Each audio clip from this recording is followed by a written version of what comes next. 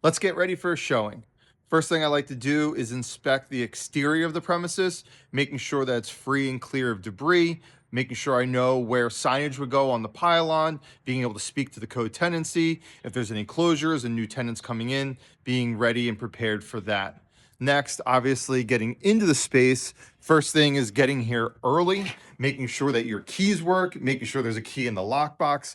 All of those things are really important. You don't want to meet a tenant and not be able to get into the space. Next thing I like to do is when I'm in a space is do a whole entire walkthrough. So as you can see, there's only some of the lights on. So you got to make sure all lights are on, that the space is showing well. You'll do a walk of the perimeter, make sure there's nothing on the floors, no debris, just like the exterior of the premises.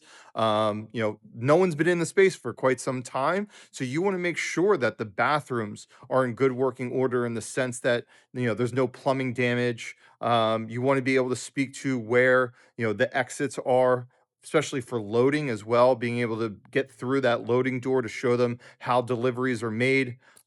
Ceiling heights is definitely always going to be something that's going to be discussed. So I kind of want to make sure that, if a ceiling tile isn't popped open, having one of those open so I can show them where the bottom of the joist and deck are. Other than that, this space is in great shape. It was a former Joann fabric. Last thing I really want to know, and you'll typically know this before because of the LOD, but where the columns are that are load bearing, and then some of these columns are non-load bearing. So be able to speak to what can and can't be removed. And as you can see, all this shelving behind me, you can share with the prospective tenant that it can stay or it can go. But all these things are going to be questions that you want to be prepared for because typically a tenant's going to be asking throughout the tour.